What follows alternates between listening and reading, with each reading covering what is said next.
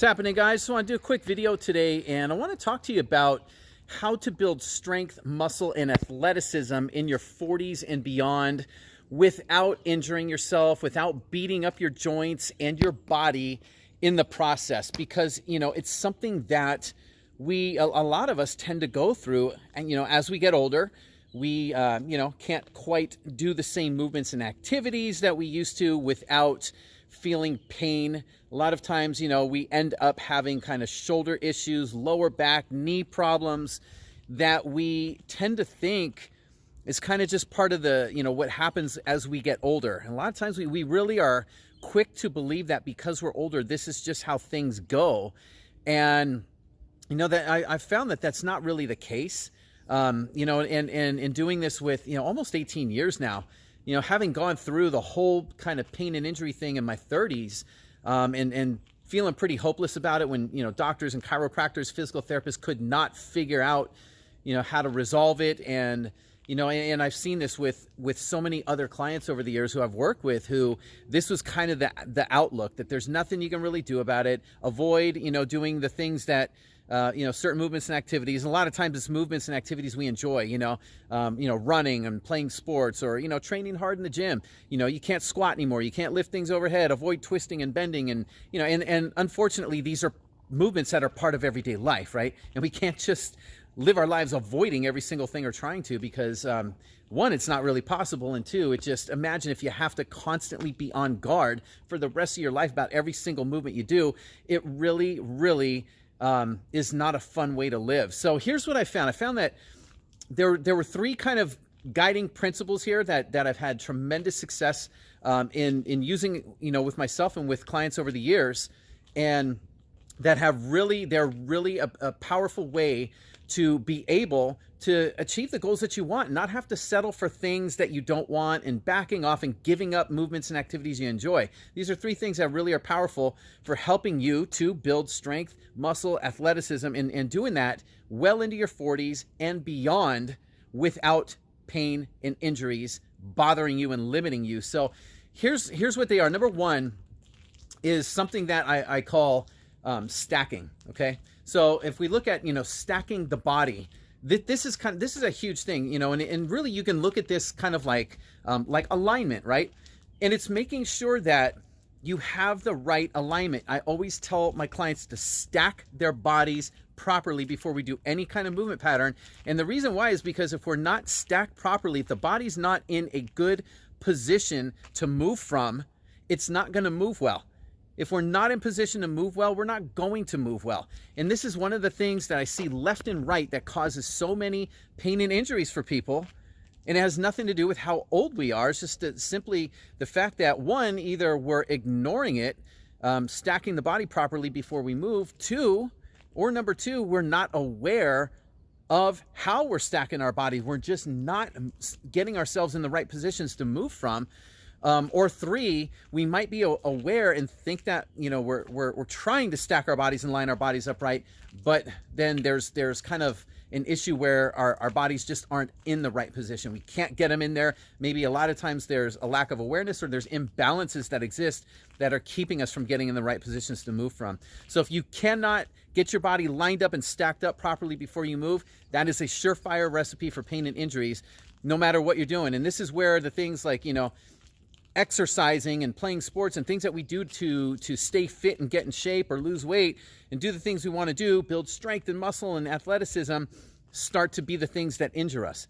And it's not because those things are bad for us, but it's something a lot of times so simple as we're not stacking our bodies properly before we're moving, and while we're moving. So the second thing then has to do with linking the body.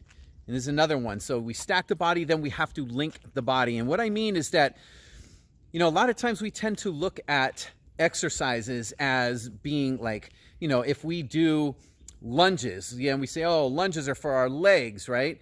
Squats are for our legs, or deadlift, that's for our glute and hamstrings. We tend to look at kind of exercises as being for specific kind of parts of the body, which, mainly they are. But here's the problem.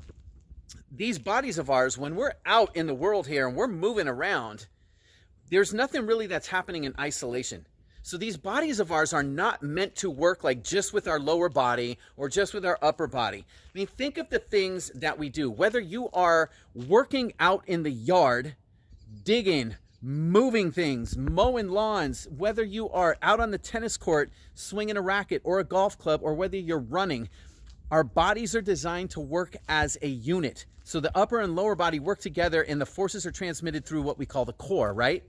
So if we are constantly thinking of just, using one kind of body part during movement patterns and we're not linking the muscles of the entire body within our movement patterns, again, we start to set ourselves up for pain and injuries, because how we train our bodies in the gym is what we prepare our bodies to do outside of the gym. That's how we perform. If we perform in the gym with isolated type movements, and this is only for my arms, or this is only for my lower body, this is for my upper body, then we're missing a key component, and we will not be performing our best outside the gym, and that's where pain and injuries happen. So we have to link the body.